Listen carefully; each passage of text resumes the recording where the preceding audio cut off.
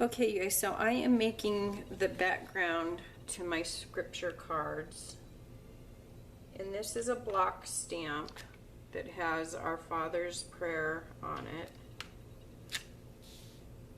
And I just want a little bit of a background image on my cards. Now, obviously, this is a text stamp, so I don't want anything that's going to take away from the scripture itself.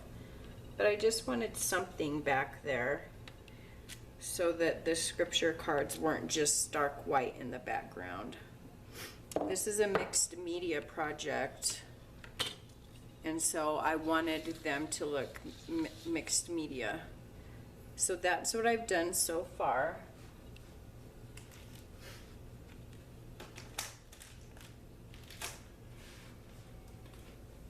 So now I'm going to use these little line stamps, you know, where it's just a really fine line. They look like this. If you remember, I got these at Tuesday mornings. And I think I'm just going to use a couple of the images. I think we'll just go with 3 of them. The heart, the flower, and the little butterfly. I thought about using my cross. And if you've ever received tap email from me, this stamp is usually the one, most always. 9 times out of 10, I stamp that on the outside of my envelopes. And, but I just think it's too big, and I think it would take the attention off of the scripture. Now, some of my color box stampers have gotten a little contaminated, and I wish that I ordered some more from Hobby Lobby online. No, from Joann's online, but I haven't gotten them yet. I ordered some lighter colors because I don't want this to be so dark that you can't read the scripture. Let me see. Because I want the images to show up. I don't want them to have any broken lines.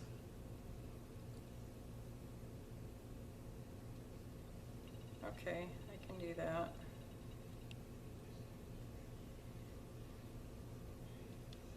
So we're just going to place these. See, that's what I didn't want. These don't have a very big stamp edge on them, so you got to be really careful that you don't get that line from the border of the stamp.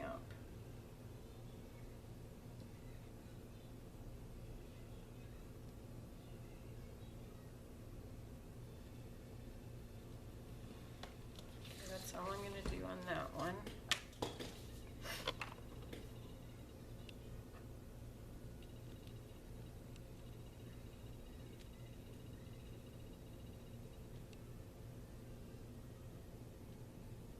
So I have to do 2 sheets because I couldn't just pick one sheet. I'm using my computer program that does business cards. I'm using a business card template because they almost fit perfectly inside the Altoid tin. Altoid tin. I am going to have to cut just a little bit off of the one side of them, but not much. And so that was nice that I was able to do that, because then it was just nice to not have to worry about sizing it a whole lot.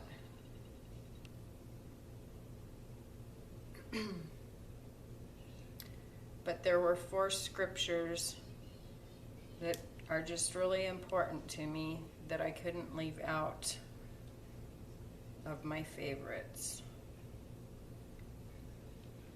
So I'm not going to be embellishing these that, you know, make it real thick because I wanted to include them. And I couldn't remember if me and Shemi were, if we said how many we were gonna do. And I didn't want to look just out of fear of, ooh, I can only do this many. So I don't think, even if we did set a limit, she doesn't care. She won't care. It doesn't really have anything to do with that. It's however many we can fit inside the box. We didn't set up that, you know, guidelines like that. Neither one of us, you know, like to restrict our creativity like that, and we wouldn't do that to each other anyway.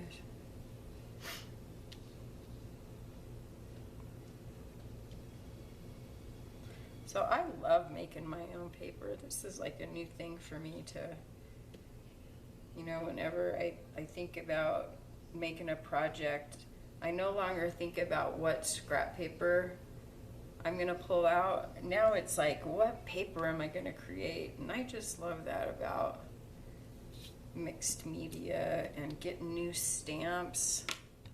Like, this is so much funner than going to the store-bought paper and trying to figure out which paper you're gonna have to decide on. I think it, to me, now it's just all about what kind of paper am I gonna make? And I can't wait to get the jelly paper, the jelly plate out and start making some more jelly prints and doing that kind of stuff now, since I've got more stamps to add to it after I jelly print.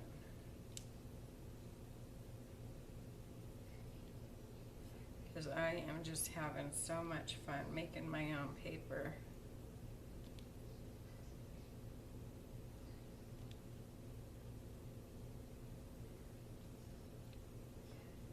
And I was afraid at first, like, I just didn't have the thought, like, it just didn't come to me. I watched other people doing it, and I just didn't have the creativity to do it myself until, you know, I just kind of let go of all of that and said, I'm just gonna do it. And then once I started doing it, it just is so addicting now. I just can't get enough of it.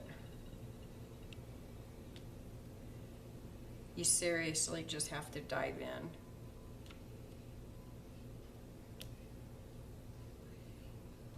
Because it is seriously fun. I'm sure not everybody enjoys it as much as I do, but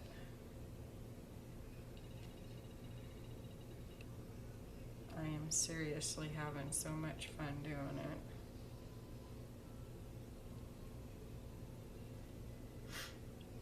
I think I'm good with that.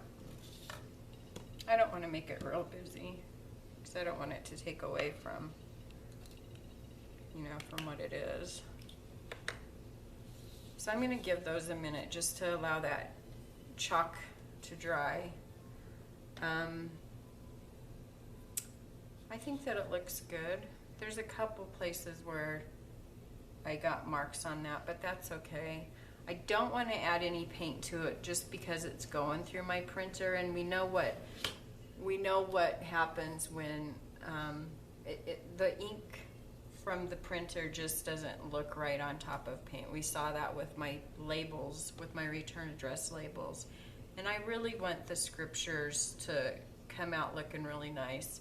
There's only this one little area where the stamp got a little dark on that text that I'm worried about, but that's okay. I think that we'll be okay with it. I think it'll come okay. I did a test print and it's pretty dark, so I think that it'll be fine going over just the light text that we have.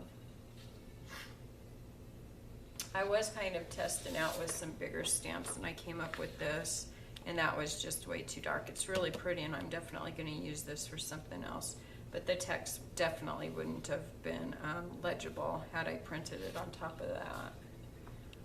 So I really needed to go with just doing a really, really light press with the stamp. So let me go away for a moment. I'll be right back after I get the image or the script printed from my inkjet printer onto the paper. Okay, you guys, so I cut out the bigger sheet of them, and this is what I've got so far, and I love them. I think that they are so cute. I am gonna put another piece of paper behind them, probably some, I don't know, I might put some pretty paper back behind them. I'm gonna round the corners off just so that they're a little bit easier, but they fit in there so well. And I'm still gonna have some room to embellish. I mean, it would take a lot of cards to fill this up, which I would love to make them, but I do want to add some embellishments to make them pretty. But aren't they cute? I'm going to put this here.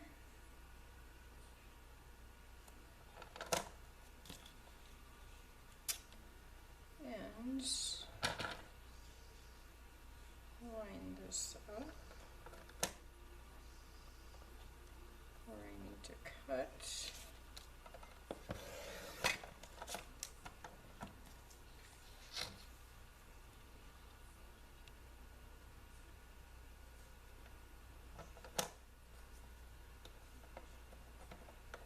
So yeah, if you haven't seen her video of her opening up the package that I sent these to her in, I will also link that video.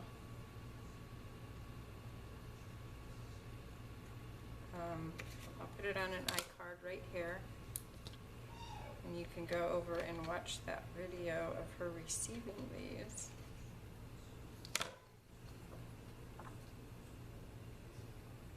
And she made me a scripture box out of an Altoid tin with her favorite scriptures in it.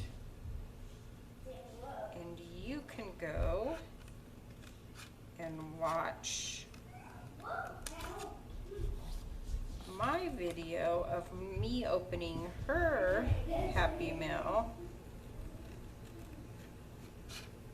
on an iCard, you know, or my video of her gift to me right here.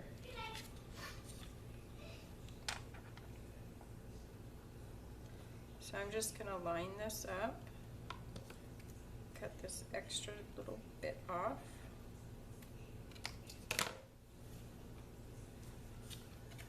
This one I need to trim some off of the bottom. I'm gonna take it and just match it up and cut. This one needs a trim in both places. So I'm going to match it up and cut along the side. And I'm going to cut along the bottom. And my last one is a perfect size. Okay, so those are all of my cards. Now I can put that away. And then my tin still smells like wintergreen.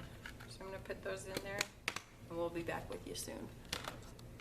Okay, you guys, so I am gonna take the tin, and you have to be really careful when you alter these tins because you cannot get any paint in where it closes. So in the inner rim here, you don't want to get any paint or any gesso or anything there or on this upper lip, because you will have problems opening and closing it. And really anything that you get there is going to chip and peel, and it's just not a good thing, believe me. I've altered tins like this before and had problems. I've never altered an Altoid tin, but I have altered other tins. So I'm just gonna avoid it. I may, when I actually go to start painting, I think that I may actually even either you know, some people will put like Vaseline and stuff, but I think I might put some tape around this lip here, and maybe even some up in here, because I did alter a playing card tin once, and I literally could, you know, I let it dry for quite a long time, and when I thought that it was safe to put it back together again, I couldn't get it back open. It literally, I could not get it back open. I tried and tried and tried to pry it open, and I couldn't do it. So I'm going to be really cautious about it, and I am not going to, I am just going to leave it. I'm not going to allow myself to get, I'm probably not going to paint the inside of this. I'll probably cut something out. You know, here's one of the cards. I'll probably just cut something a little bit bigger and glue it inside of here so that, you know, it will cover, and then I'll probably do the same here so that I won't even do the inside at all, and then I'll leave that lip alone too, this outside part. You know, I shouldn't even have to touch the inside except for to put something to cover this up, and the bottom and the top here. That should all be all. But I mean, obviously I'm going to need to sand this off because this is shiny, and no matter what I put on here, whether it's gesso or paint or whatever, this it's not going to adhere. It's not going to stay on there. So I'm just going to give this a sand, and so that's what I'm going to do now. I'll probably, you know, lower the volume on this so that you don't have to hear, because it might get kind of loud. Okay, so here I go. I'm just going to lay this down flat on here. This is 100 grit, and I'm just going to go for it.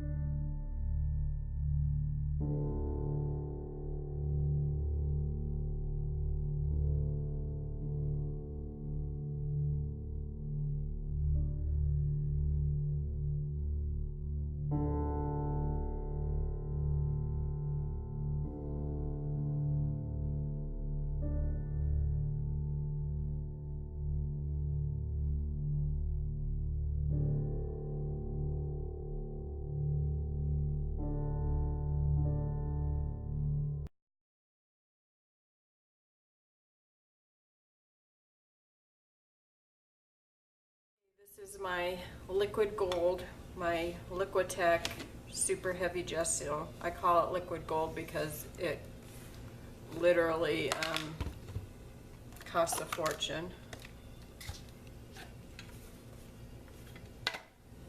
So I am going to put this on the top because I want, for one thing, I want to give it some tooth for whatever I do to it, which I have absolutely no idea at this point what I'm going to do to it, and I want to even it out. And this is going to have to dry. So I'm going to put this on now because I want it to dry overnight.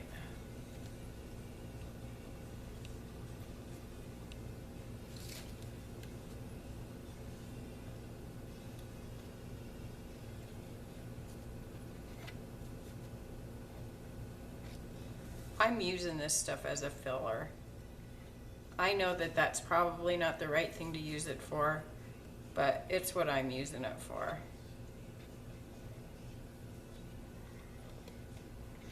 And since it costed so much, and the reason why I got such a big tub of this is because when I went to the store to get it, this is the only size that they had at Hobby Lobby. And I have one Hobby Lobby that's about 40 miles from my house, and the next one is even further, and it was for another collab that I was doing. I had to get the stuff. I did use the coupon, 40% off coupon for it, but I still wasn't happy with as much as it costed. Hopefully this stuff lasts me a very long time. It probably will dry up way before I have the opportunity to use it all. I should actually take some out and put it in a smaller container so that I'm not exposing it all to air every time I open it.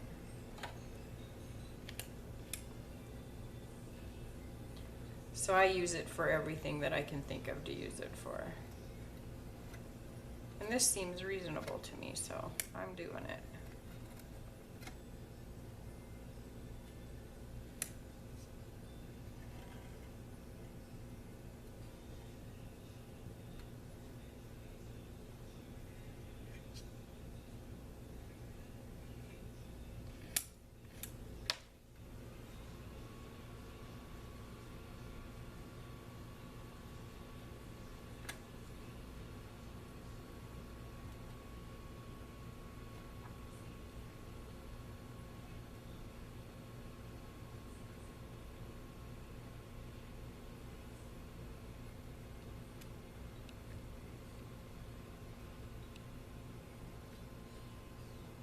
They say that you can't sand this stuff, and I don't really care. I don't want to sand it.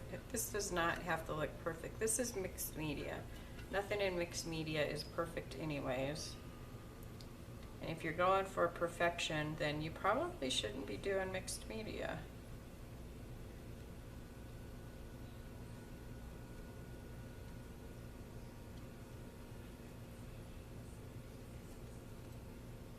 It's just like frosting a cake. It's so fun to play with. I want to get a pen and write my name in it or something.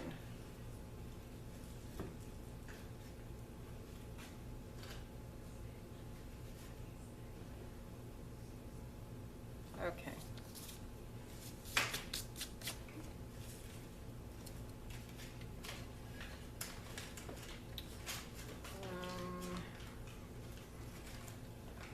Yeah, it'd be fine to set up that.